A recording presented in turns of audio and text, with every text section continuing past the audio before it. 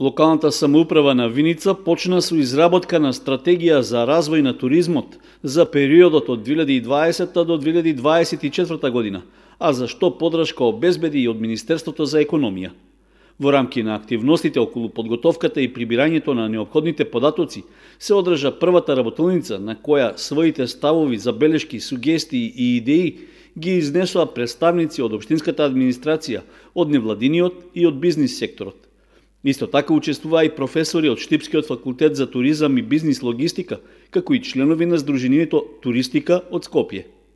Како стратешки документ е поврзан не само со Виница, туку и со целиот регион, па како регион, источен плански регион, туризмот зазема значајно место. Туристичките потенцијали во Виница ги гледаме токму и од самата визија која што ја поставивме за туризам, а тоа е да ги споиме оно што е како културно наследство кое што го има Виница и се разбира современите тенденции, кои што можеби во нареден период ќе допринесат да има поголем развој на туризмот, а со тоа и поголем број на туристи кои што ќе посетат Виница.